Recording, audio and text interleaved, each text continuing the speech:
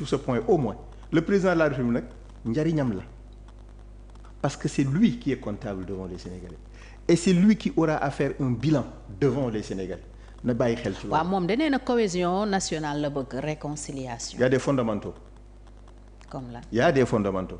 La question des libertés, par exemple. La question de l'honneur, la parole donnée, je la respecte. À la limite, bi ma ko déggee mu dem visiter la famille oumarienne pour la première fois ma dégg ko mu rendre hommage son prédécesseur di wax ne liggéey bu rafet la def ci kilifa diine yi.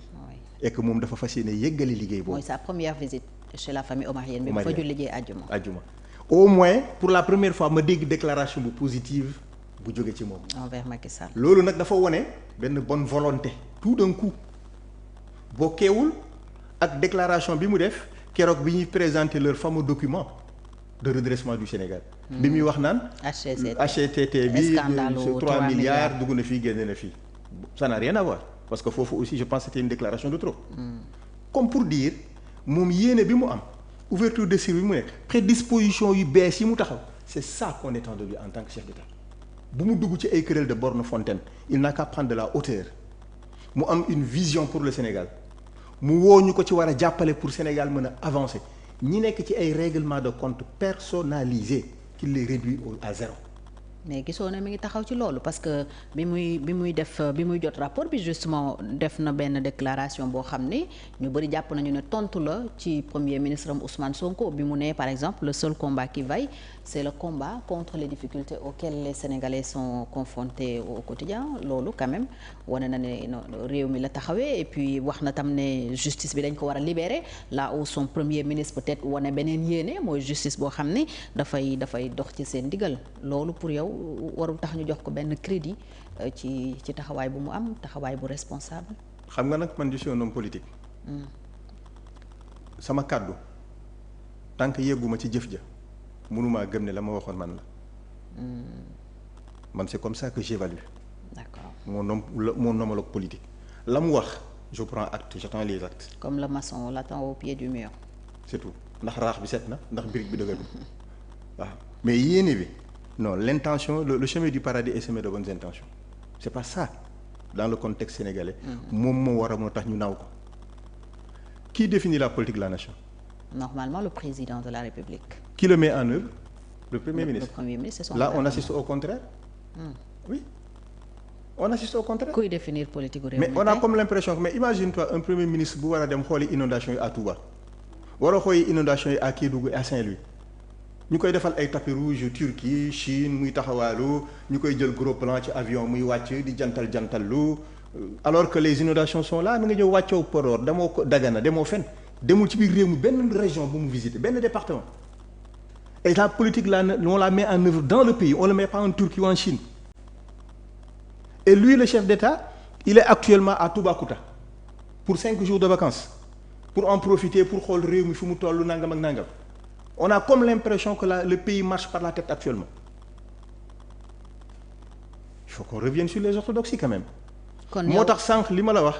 moom la mu def ci déclaration mun nañ ko accepter à condition que jëf ji méngoog la mu wax tant que yegguñ ci nag aucun crédit. ay wax kese la. Voilà. Donc yow Ousmane Sonko déplacement mi da nga gis ne. place président c'est fort, bien évidemment. Place président lui la taxawee. il met en œuvre la politique définie par le chef de l'État dans le pays. Inondation yaa ngi nii agriculture baa ngi nii di sooxe ouverture des classes yaa ngi wàcc yow ngay njëkkante ay tapis rouge quand même Fatou on n'est pas dans la jouissance quoi on a dépassé presque bientôt 2 ans de pouvoir quoi jouissance bi dafa doy dem di wax j'ai même à la limite je l'ai dit quelque part yërëm bi ma ko yërëm daf di gën di accentuer le premier ministre parce que quand j'écoute le discours qu'il a tenu di solliciter avec insistance Erdogan le président Erdogan pour mu dimbale ñu parce que réew mi fi mu toll suñu crise financière bi notre économie est par terre boo ñu dimbalewul du baax la Turquie est un pays nangam ak nangam gars yi méngale ko ak son discours d'hier ñu ne est-ce que c'est la même personne qui parle et c'est les Africains c'est même pas les Sénégalais tu vois un peu il aurait mieux gagné mu dem seeti inondation yi nga xam discours am day wàññeeku.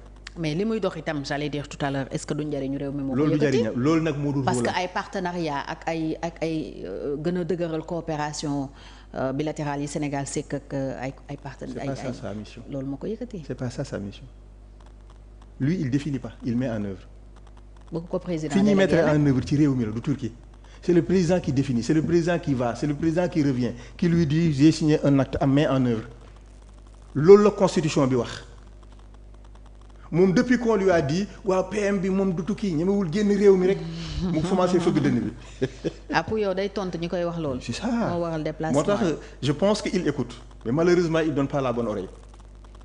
Okay.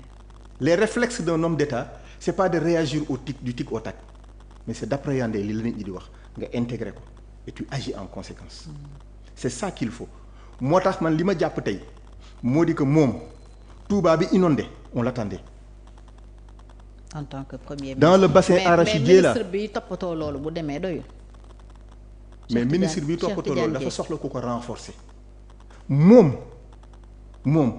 mooy coordonner l'action gouvernementale au quotidien. C'est vrai. Quand tu fais un travail de coordination tu dois accompagner celui qui met en œuvre yéen ñaar ngeen mettre en œuvre. pour xool ce qui va bu taqee ciment nga taq ciment. mais mu taq ciment yow ngay tapis rouge fële.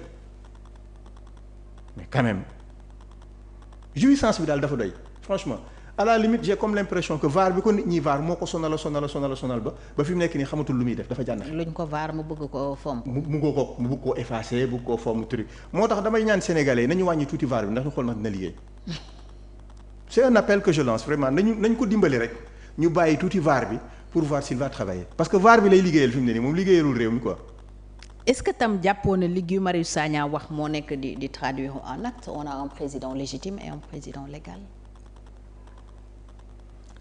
Guy il faut qu'il descende de son piédestal xam nga ñoom bi candidat wu Pastef bi amee problème dafa bokkoon ci 5 yi ñu jàppoon ne mun naa nekk candidat doon wut parrainage.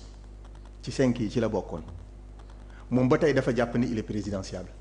Guy Marius. Guy il faut qu'il descende de son piédestal. Il ne l'est pas. je discute pas de ça nañ ci xaar ba yegg ca wax ji mais qu'il descende de son piédestal mooy nay fàttaliku ne.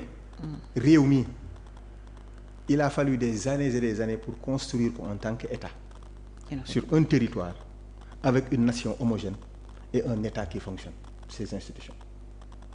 fondamentaux yi bu ñu ko perturber bu ñu ko déranger sur nos volontés individuelles wala sur nos manques de vision ou d'éducation ou je ne sais pas de formation professionnelle xaw ma ko mën a wooyee parce que man quand j'ai entendu cette déclaration je n'y collais aucune importance parce que dama ne nit ku daanu ci saret mooy wax. Comment les Sénégalais peux-tu insulter autant les Sénégalais qui ont élu un président de la République? Les Sénégalais qui élisent un président de la République à l'issue d'une élection démocratique nga taxaw ne leen waaw il y a 2 présidents dans le pays. C'est manquer de respect au peuple sénégalais. On est où nous? Ceux qui observaient le Sénégal comme une république modèle tey ñi nga xamante ne ñooy les députés à l'Assemblée qui war a joxe les très bons exemples c'est eux qui sont en train de bafouer la République en premier. C'est mon ami Guy mais franchement là il est tombé très bas. déclaration boobu mu def ak bi premier ministre defoon auparavant wax ne par exemple réew mi dafa am problème autorité président na gouverner wala mu jox ma gouverner su ma nekkoon président lii du am da nga ko jàppee comme des menaces pour la République.